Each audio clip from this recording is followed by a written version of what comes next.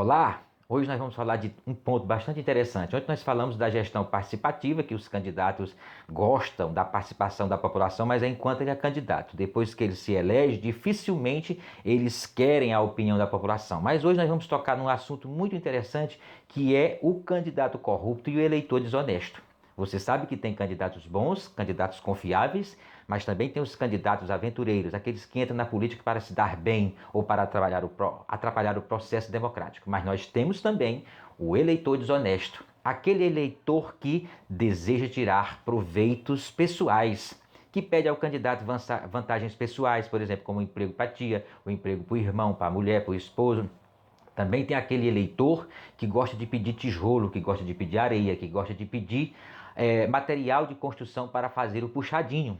Enquanto isso, todos os seus outros amigos, toda a sua comunidade, a sua localidade fica sem ser assistida. Esse eleitor desonesto oferece o voto dele, mas também oferece o voto da família. Ele diz que vai conseguir em torno de uns 30, 40 ou 50 votos, que pode confiar nele. Mas no final de tudo, ele vai decidir por quem dá mais. É como se fosse um leilão. O eleitor desonesto, ele oferece ao primeiro, ao segundo, ao terceiro. Se ele tiver recebido dos dois anteriormente e achar um terceiro que dê mais, ele se torna corrupto, ele deixa aqueles dois de lado.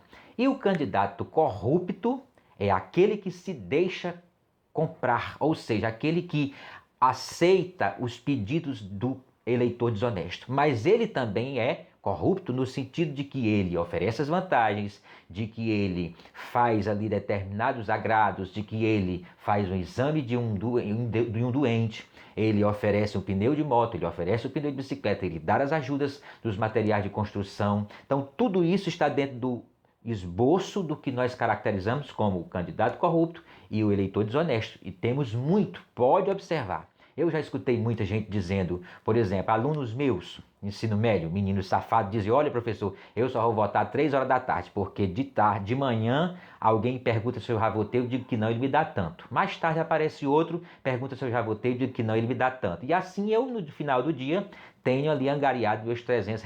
Então você percebe que essa conduta é uma conduta desonesta, porque ele é desonesto com ele mesmo, desonesto com os candidatos, mas ao mesmo tempo todos os três candidatos que fizeram essa mesma situação são de igual modo corruptos.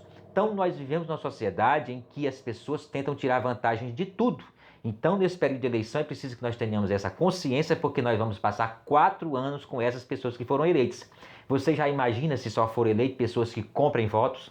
Porque uma pessoa que compra voto, ele precisa gastar dinheiro.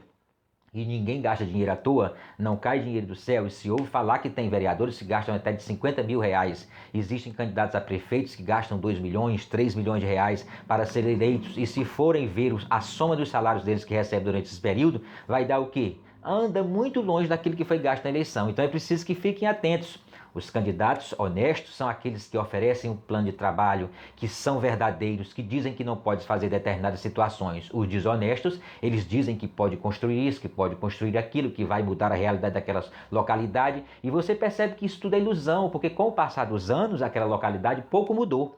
É verdade que no decorrer dos anos as comunidades, as localidades têm mudado, mas são por projetos federais, projetos estes que o governo federal é quem envia dinheiro por meio das propostas de lei, etc. Os candidatos desonestos diz que vão fazer aquela estrada, que vão fazer aquela ponte, que vão construir aquele bem público, mas isso não é verdade. Os vereadores não podem construir nada, eles podem legislar as leis, aprovar as leis que são encaminhadas pelo executivo, ou também podem propor leis. É muito importante que nós ficamos atentos, não se deixe iludir, não se deixe levar pelo papo, o papo, aquela mão amiga de bater no ombro, né? Tinha uma história interessante, que é aquela em que o candidato chegou: opa, compadre, faz tanto tempo que eu não lhe vejo, está com meus 3 anos, como é que vai a família, como é que vai? Depois de muita conversa, aí ele disse assim: nós estamos juntos, né? Aí o eleitor disse: estamos, pena que eu troquei o meu título de eleitor para uma outra cidade. Nesta hora o candidato subiu. Por quê? Porque ali ele tinha perdido aquela conversa toda. Então você percebe que eles têm um treino, muitos deles são maquiavélicos, né? Eles tem toda uma estratégia para poder conquistar o voto do eleitor. Então você que é eleitor, eu que sou eleitor, nós que somos eleitores, aqui temos que estar de olho aberto, de butucas ligadas e com a consciência formada para não se deixar iludir. Porque eles estão por aí, eles vão aparecer nas esquinas, eles vão bater no seu ombro, eles vão olhar nos seus olhos, eles vão querer lhe dar um abraço, eles vão lhe dar um aperto de mão, eles vão acenar para Deus e para o mundo, se tornando as pessoas mais afáveis e mais comprometidas com a sociedade. Mas muitos deles, como nós temos visto no decorrer da história, eles estão preocupados com o seu bolso para tirar o que é nosso para usufruir dele. E nós estamos vendo aí a torta e a direita nos programas de TV, nos jornais, prefeitos que são presos, afastados, vereadores que são presos, afastados, caçados. Isso não é novidade. Mas nós precisamos construir um processo de cidadania que sejamos capazes de fazer a diferença. Bom dia e até uma próxima.